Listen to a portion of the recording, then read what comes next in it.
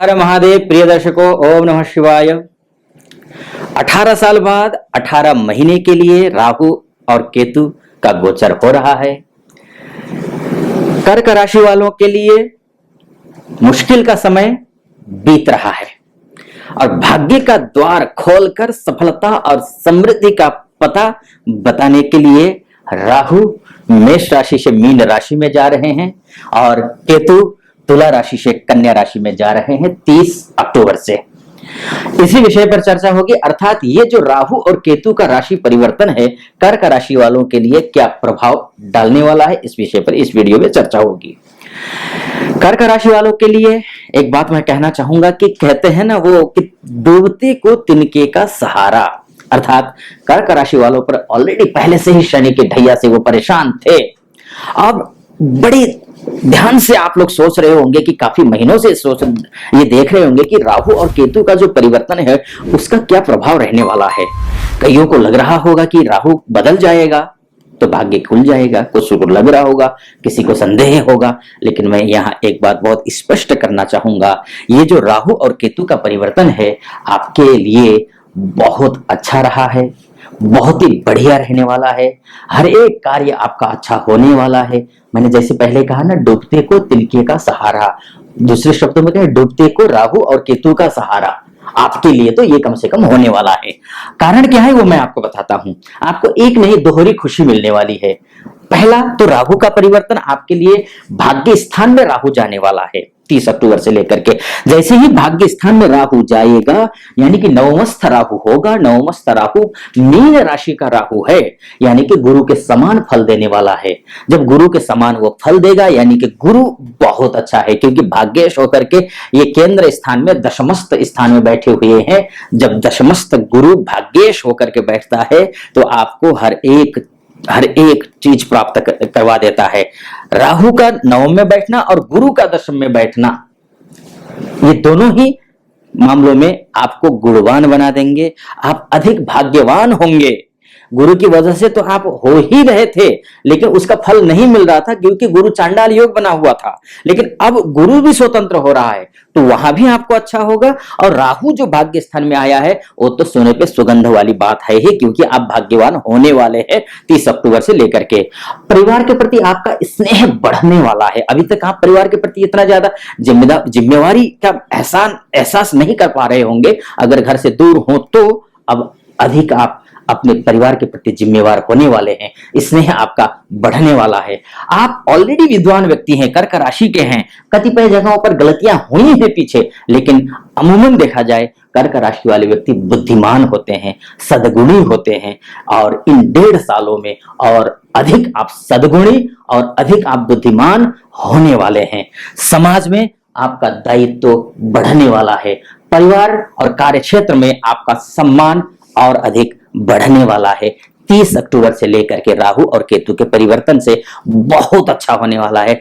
बुरा कहने के लिए कुछ भी नहीं है। हाँ, कुछ हद तक किन स्थितियों में बुरा हो सकता है वो भी मैं आपको बताऊंगा, क्योंकि नवमस्थ राहु आपको आध्यात्मिक प्रगति भी देता है, आपको सुधारवादी बनाएगा। यानी कि अभी तक आप यथास्थितिवादी थे, जैसा चल रहा है चलने दो, रिस्क नहीं लेने वाले थे, अब रिस्क लेंगे। आप सुधारवादी बनेंगे, यथास्थितिवाद से निकलेंगे आगे, अपनी बुद्धिमत्ता से स्वयं का भाग्य निर्धारण कर सकेंगे। अब आप ये भी आप समझ लीजिए, राहु के परिवर्तन के बाद विदेश जाने की सोच रहे हैं और विद्या सोच रहे हैं और कमर कस के आप तैयारी करना शुरू कर दीजिए उस विदेश जाने के लिए जो भी प्रयास कर रहे हैं। चाहे आप एजुकेशन वीजा भी विदेश जाने की कोशिश कर रहे हो, चाहे आप पीआर के थ्रू विदेश जाने की कोशिश कर रहे हो, चाहे आप वर्किंग वीजा के थ्रू विदेश जाने की कोशिश कर रहे हो, कोशिश को और अधिक आप अमली जामा पहनाइए और अधिक प्रयास कीजिए। आपको अब सफलता मिलती हुई दिखाई दे रही है। और उसके बाद जाकर के आप अगर लेखन में इंटरेस्ट रखते हैं, पढ़ने लिखने में इंटरेस्ट रखते हैं, या किसी प्रकार का पुस्तक की लिख रहे हैं, या निबंध लिखते हो, या उपन्यास लिखते हो, या पोयम लिखते हो, तो ये समय आपके लिए है। बहुत अच्छा है ये समय। आप लिखने का काम को भी बहुत अच्छे से आप एक उच्च स्तर तक पहुंचाने का प्रयास कीजिए, सफलता मिलेगी। तीर्थ यात्रा पर जाने का योग बनता है। संभवतः अगर माता पिता को लेकर के तीर्थ यात्रा पर जाना चाहते हैं आप जाइए, आपका योग बन रहा है। हाँ, दूसरे विवाह के लिए भी योग बन रहा है।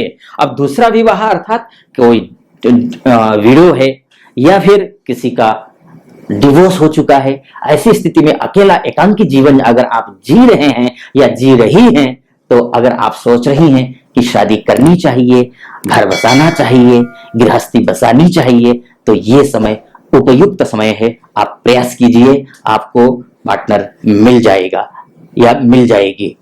किंतु अगर आपकी कुंडली में, ये तो देखिए गोचर के हिसाब से हुआ, गोचर के हिसाब से किसी के लिए भी ये फल घटित होगा, लेकिन अगर आपकी जन्म कुंडली में राहु की स्थिति ठीक नहीं है, आपको कुछ निराशा भी हो सकती है।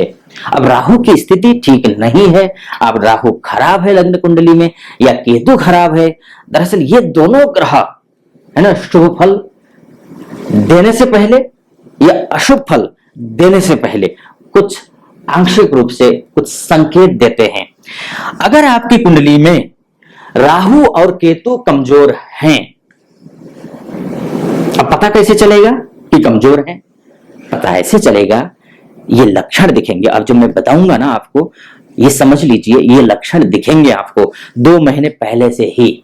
जैसे अक्टूबर में राहु चेंज हो रहा है, लास्ट में नवंबर ही मानकर चलिए, उससे पहले 2 महीने पहले से आपको ये लक्षण दिखने लगेंगे। वो लक्षण क्या है? आपको नींद नहीं आएगी, आपको डरावने सपने आ सकते हैं, सोते समय बार बार आप उठेंगे, जगेंगे, बार बार डरेंगे, शरीर में कमजोरी महसूस करेंगे या फिर बहुत आलस से महसूस करेंगे, तो आलस से आ रहा है काम करने में, और ये अशुभ संकेत आपको देखने को मिलेगा। जमाइयां आएंगी, काम करने बैठेंगे या पूजा करने के लिए बैठेंगे तो जमाइयां आएंगे, मन नहीं लगेगा, अनिद्रा होगी, आर्थिक हानि होते होते होने की संभावनाएं बनती हुई दिखाई देती हैं, नहीं हुई है लेकिन दिखती हैं। कमजोर याददाश्त हो जाता है, क्रोध ज्यादा आता है, वाणी में कड़वाहट अचानक बढ़ने लगती है। आप बहुत मृदुभाषी व्यक्ति हैं, कर्क लग्न वाले, कर्क राशि वाले, लेकिन आपके वाणी में अचानक कटुता आने लगती है, भय बना रहता है, डर बना रहता है, ऐसा लगता है जैसे शत्रु कहीं हावी तो नहीं होंगे, शत्रु कहीं जो है कोई लेन देन जहां चल रहा है वहां कहीं कोई मेरा अपमान तो नहीं होगा, इस प्रकार एक डर बना रहेगा। अगर ऐसा है और इसके साथ साथ गैर जिम्मेवार हो रहे हैं, डर बने रहना अलग बात है, ये सब कुछ हो रहा है फिर भी आप गैर जिम्मेदार हैं, तो समझ लीजिए आपके लग्न कुंडली में राहु कमजोर है। अगर जिसकी लग्न कुंडली में राहु कमजोर है, ऐसे में क्या करना चाहिए कि राहु का दुष्प्रभाव आप पर न पड़े, क्योंकि ये तो शुभ है, लेकिन आपके लग्न कुंडली में अगर राहु और केतु की खराब स्थिति है तो हो सकता है कि जितना मैंने अभी अच्छा कहा उतना अच्छा आपके जीवन में न हो सके। इसलिए राहु और केतु को थोड़ा उपासना करना, थोड़ा दान करना, उनको शांत करना बहुत जरूरी है, उनकी स्थिति को जानना जरूरी है, ये भी समझ लीजिए। सबसे पहले तो आपको कुछ सावधानियां बरतनी होंगी, वो सावधानियां क्या हैं ये भी समझ लीजिए। आपको नशे को बाय बाय कहना होगा। अगर आप नशा करते हैं, किसी भी प्रकार का नशा आप करते हो, तो उनको आप टाटा बाय बाय कहिए, बिल्कुल उनको छोड़ दीजिए। साफ सफाई के प्रति ध्यान दीजिए, अनावश्यक रूप से खर्चा करते हैं ना, ये बिल्कुल छोड़ दीजिए, बिल्कुल छोड़ दीजिए। राहु का प्रभाव है ये। किसी से भी झगड़ा अगर हो रहा हो तो वहां मत पड़िए, किसी के झगड़े में भी मत पड़िए। और ईर्ष्या रखना होता है ना कि पड़ोसी ने बहुत अच्छा काम किया है, पड़ोसी क्या ये गाड़ी आ गई है लेकिन हमारे यहाँ तो बस वही पुरानी वाली गाड़ी है, इस प्रकार के जो एक ईर्ष्या भाव होता है उसको आप हटाइए। बुरी संगत से दूर रहिए।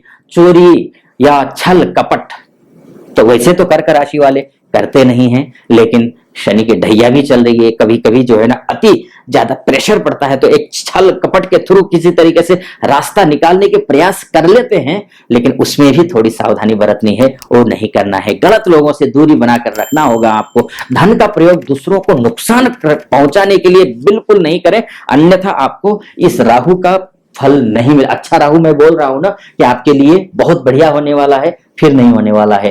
फिर इसका मतलब ये कि ये सब भाव आ रहे हैं ना, 2 तरीके से आप मार खा रहे हैं। मैंने कहा 2 तरीके से फायदे होंगे, पहले कहा था मैंने, लेकिन 2 तरीके से मार खाएंगे। अगर ये सब कुछ कर रहे हैं तो इसका मतलब ये है कि शनि की ढैया प्रबल है आप पर, शनि भी खराब है आपका। और अगर ये सोच कर रहे हैं और इसके ये सब लक्षण दिख रहे हैं और इसके बाद भी आप लापरवाह हैं, इसका मतलब ये है कि राहु भी खराब है आपका, केतु भी खराब है आपकी कुंडली में, लग्न कुंडली में। Date of birth, time of birth और प्लेस ऑफ बर्थ के हिसाब से जो कुंडली बनती है उसमें राहु केतु और शनि खराब है। अब तीनों खराब है तो आपको तुरंत जो है ना उपचार की जरूरत है, तुरंत उपाय करिए। वो उपाय क्या है वो भी मैं आपको बता देता हूं। देखिए, राहु शांति के लिए अष्टधातु की एक अंगूठी बनाइए और अपने अंगुष्ठ अब धारण कीजिए। अष्टधातु क्या होता है, जाएंगे तो अष्टधातु सोना, चांदी, तांबा, सीसा, जस्ता, टिन, लोहा और पारा, इन सब का जो मिलकर के जो बनता है, इन धातुओं से मिलकर के बने हुए अष्टधातु की अंगूठी पहन लीजिए, उससे बहुत अच्छा लाभ मिलता है। साथ ही ओम भ्राम भ्रीम भ्रौम सह राहवे नमः इस मंत्र का जप करें, इससे भी राहु की शांति होती है। और केतु के लिए भी ओम श्राम श्रीम श्रौम सह केतवे नमः इस मंत्र का आप जप करें, केतु की भी शांति हो जाएगी। 108 बार जप करना है दोनों ग्रहों का। अगर केतु का नहीं भी करते हैं, अगर राहु की महादशा चल रही हो, अंतरदशा चल रही हो सकता है ग्रह राहु खराब हो आपकी कुंडली में, वो आपको पर्याप्त फल नहीं मिलेगा, ऐसी स्थिति दिख रही है, लाभ नहीं हो रहा है, तो आप तुरंत शुरू कर दीजिए राहु का जप करना ये वाला। इससे क्या होगा, राहु तो शांत तो होंगे ही, साथ में भगवान शिव जी भी प्रसन्न होंगे। शनिवार को तांबे के एक लोटे में जल लीजिए, उसमें कुशा और दूर्वा डालकर रखिए और स्नान करने के बाद इस जल को पीपल के पेड़ के जड़ में अर्पित करना है, आपको चढ़ा देना है।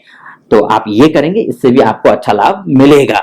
राहु की शांति के लिए राहु को बलवान कैसे करना है, कमजोर होगा राहु तभी फल नहीं देगा, या अशुभ होगा या क्रूर अशुभ होगा आपकी कुंडली में तभी अशुभ फल देगा। तो इसको बलवान कैसे किया जाए, प्रसन्न तो किया हमने, ये जो मेरे ऊपर आपको उपाय बताए वो प्रसन्न करने वाले थे, लेकिन बलवान कैसे करें राहु को, कमजोर है तो अच्छा फल देना तो चाहता है आपकी कुंडली में लेकिन नहीं दे पा रहा है, तो क्या करें। राहु को मजबूत करने के लिए घर के वायव्य कोण में, यानी कि उत्तर और पश्चिम दिशा के जो कोना होता है ना, उत्तर और पश्चिम दिशा का जो कोना होता है, कोण होता है, उस कोण में एक लाल झंडा आप लगा दीजिए। घर के छत पर जाकर के लगा सकते हैं या फिर जमीन पर भी लगा सकते हैं आप, इस तरीके से लाल झंडा लगा दीजिए। ये एक तरीका है राहु को थोड़ा बलवान करने का। राहु को मजबूत करने के लिए हर अमावस्या के दिन पीपल के नीचे शाम ढलते समय दीपक जलाना भी शुभ रहता है, राहु को बलवान करने के लिए अच्छा रहता है। राहु को मजबूत करने के लिए 41 दिन तक 1 रुपए का सिक्का लाल कपड़े में लपेट कर किसी गरीब को दे दे, इससे भी राहु और केतु की शांति होती है, ये करना भी ठीक रहेगा। और केतु की शांति के लिए भी आप मछलियों को आटा जाकर के आप दे सकते हैं, खिला सकते हैं मछलियों को, साथ ही पक्षियों को बाजरा खिला सकते हैं आप। ये करने से भी राहु बलवान होगा, केतु बलवान होगा, आपके लिए शुभ होगा। तो मित्रों, ये वीडियो कैसा लगा आपको? अगर अच्छा लगा हो तो चैनल को सब्सक्राइब कर देना, वीडियो को लाइक कर देना और कमेंट बॉक्स में जाकर ओम नमः शिवाय जरूर लिखिएगा। फिलहाल अनुमति दीजिए। ओम नमः शिवाय।